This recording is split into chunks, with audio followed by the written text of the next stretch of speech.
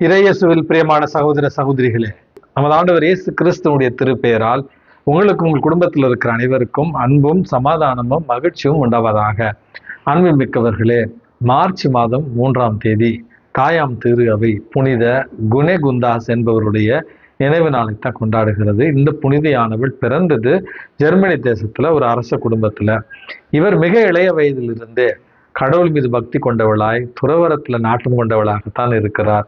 இவருடைய பெற்றோர்களுடைய வற்புறுத்தலின் காரணமாக ரோம்ல இருந்த ரோமை அரசனுக்கு மணமுடித்து வைக்கப்படுகிறாள்.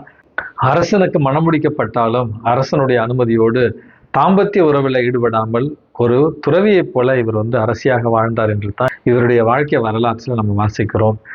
மிக்கவர்களே, தன்னுடைய கணவருடைய இறப்பிற்கு பிறகு தன்னிடம் இருந்த சொத்துக்களை எல்லாம் ஏழை எளியவர்களுக்கு விற்று கொடுத்தாள் என்றும், புனித ஆசீர்வாதப்பர் துறவு சபையில சேர்ந்து இவர் ஒரு துறவியாக வாழ்ந்தார் என்று தான் இவருடைய வாழ்க்கை வரலாற்றில் நம்ம வாசிக்கிறோம். அரசியாக இருந்த நேரத்துல தாழ்ச்சியோடும் எளிமையோடும் வாழ்ந்ததாகவும், துறவு மடத்திற்கு சென்ற பிறகு மிக எளிமையாக ஒரு உண்மையான துறவியைப் போல இயேசுவை பின்பற்றினாள் என்றும் இவருடைய வாழ்க்கை வரலாற்றில் நம்ம வாசிக்கிறோம். இவரிடமிருந்து கற்றுக்கொள்ள வேண்டிய பாடம் என்பது, இன்றைக்கு உலகம் முழுவதும் செல்வத்தை நோக்கி நகர்ந்து கொண்டிருக்கிற ஒரு சூழலில் ஏழ்மையிலும் எளிமையிலும் தாட்சியிலும் கீழ்ப்படிதலிலும் வாழ்ந்த ஒரு புனிதைத்தான் நமக்கு நல்ல ஒரு மாதிரியாக கொடுக்கப்படுகிறார். மிக்கவர்களே, இன்றைக்கு நமக்கு கொடுக்கப்பட்டிருக்கிற நற்செய்தி வாசகத்துல நமது ஆண்டவர் இயேசு கிறிஸ்து வெளிவேடமற்றவர்களாய் நம்ம வாழ வேண்டும். நம்முடைய அன்றாட ஆன்மீக வாழ்க்கையில இந்த பரிசேயர்களையும் சதுசேயர்களையும் மறைநூல் அறிஞர்களையும் போல வெளிவேடம் உள்ளவர்களாக நம்ம வாழக்கூடாது. வெளிவேடம் அற்றவர்களாக நம்ம வாழ வேண்டும். நம்முடைய வழிபாட்டில கூட உண்மையான தாட்சி, உண்மையான எளிமை நமக்கு இருக்க வேண்டுமே ஒழிய அதுல வெளிவேடம் இருக்கக்கூடாது என்பதற்காகத்தான் இன்றைய நற்செய்தி வாசகத்துல அவர்கள் சொல்லுவதை நீங்கள் கேளுங்கள், ஆனால் அவர்கள் செய்வதைப் போல செய்யாதீர்கள் என்று நமக்கு உணர்த்தும் விதமாக ஆன்மீக தலைவர்கள், அரசியல் வழிகாட்டிகளை நம்ம கண்மூடித்தனமாக பின்பற்றக்கூடாது. அவர்களுடைய படிப்பினைகளை நம்ம கேட்டுக்கொள்ளலாம், ஆனால் அவர்களைப் போல ஒரு வாழ்வை நம்ம வாழ முயற்சி செய்யக்கூடாது. காரணம், அவர்களுடைய வாழ்வு வெளிவேடமான ஒரு வாழ்வாக இருக்கிறது அப்படின்னு சொல்லி நம்மில் தலைவனாக இருக்க விரும்புகிறவர்கள் முதலில் ஒரு தொண்டனாக இருக்க வேண்டும், பணி செய்பவனாக இருக்க வேண்டும், பணி ஏற்பவராக இருக்க வேண்டும் என்கிற இந்த தவக்காலத்தினுடைய ஒரு முக்கியமான பண்பை பற்றி தான் இன்றைய நற்செய்தி வாசகம் நமக்கு எடுத்து தருகிறது. வெளிவேடமற்ற ஒரு வாழ்வு, தாழ்ச்சியான எளிமையான கீழ்ப்படிதல் உள்ள ஒரு வாழ்வு தான் தவக்காலத்துல இறைவன் நமக்கு கொடுக்கிற ஒரு தலைமைத்துவ பண்பாக நம்ம பார்க்க வேண்டும். 2-3 நாட்களாகவே உலகத்துல ஒரு மிகப்பெரிய பேரச்சம் நம்மை ஆட்கொண்டிருக்கிறது. காரணம், 2.5 ஆண்டுகளாக நடந்து கொண்டிருக்கிற இஸ்ரேல் பாலஸ்தீன அந்த போரினுடைய இன்னொரு வடிவமாக நேற்றைய முந்தைய நாள் இஸ்ரேல் ஈரான், அமெரிக்கா ஈரான் அப்படி என்று போரினுடைய ஒரு சூழல் வேறு மாதிரியாக இன்றைக்கு மாறி இருக்கிறது. உங்க எல்லாத்துக்குமே தெரியும், இதுல சரியானவர்கள் யார், தவறானவர்கள் யார், சரியானதை செய்தவர்கள் யார், தவறை செய்தவர்கள் யார் என்று யாரையும் நம்ம தீர்ப்பிட விரும்பவில்லை.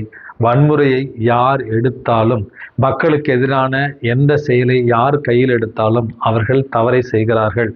ஆண்டவருடைய ஆட்சிக்கு எதிரான காரியங்களில் அவர்கள் ஈடுபடுகிறார்கள், மக்கள் விரோத செயல்களை செய்கிறார்கள் என்பதைத்தான் நம்ம புரிந்து கொள்ள வேண்டும்.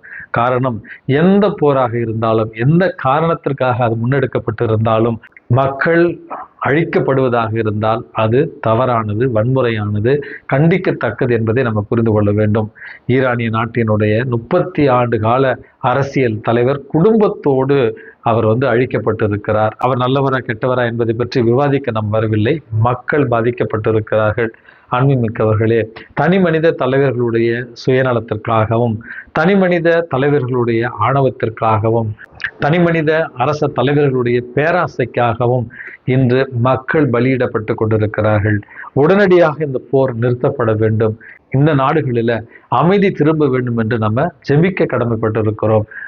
மிக்கவர்களே, தலைமைத்துவத்தை பேசும் பொழுதுதான் நமது ஆண்டவர் இயேசு கிறிஸ்து வெளிவேடமான அவர்களை பின்பற்றாதீர்கள், நீங்கள் தலைவனாக இருக்க விரும்பினால் அல்லது ஒரு பொறுப்பு மிக்கவராக இருக்க விரும்பினால் தொண்டனாக மாறுங்கள், பணி செய்து பழகுங்கள் அப்படி என்பதைத்தான் இன்றைய நற்செய்தி வாசகம் நமக்கு உணர்த்துகிறது. இந்த அரசு தலைவர்கள் சுயநலத்திற்காகவும் பேராசைக்காகவும் தற்பெருமைக்காகவும் இந்த போரை ஏறெடுக்கிறார்கள், மனிதாபிமானமற்ற செயல்களில் ஈடுபடுகிறார்கள் என்று சொன்னேன். ஆனால் நாம் வாழ்ந்த இந்த ஒரு காலகட்டத்திலேயே மனிதாபிமானம் உள்ள தலைவர்களை கூட நம்ம பார்த்திருக்கிறோம். மிக்கவர்களே, தொழிலதிபர் ரத்தன் டாடா அவரை பற்றி போன வருடம் நம்ம நிறையாவே பேசியிருக்கிறோம். இறந்த பிறகு தனக்கு சமைத்து கொடுத்து தன்னை பார்த்து கொண்ட ஒரு பணியாளருக்கும், தன்னிடம் பாசமாக இருந்த ஒரு நாய்க்குட்டிக்கும், தன்னோடு கடைசி காலத்துல நல்ல ஒரு நண்பனாக பழகிய ஒரு இளைஞருக்கும் அவர் சொத்துல ஒரு பகுதியை எழுதி வைத்தார் அப்படி என்று வாசித்தோம். அன்பு மிக்கவர்களே, தலைமைத்துவம் என்பது இப்படியாகத்தான் இருக்க வேண்டும்.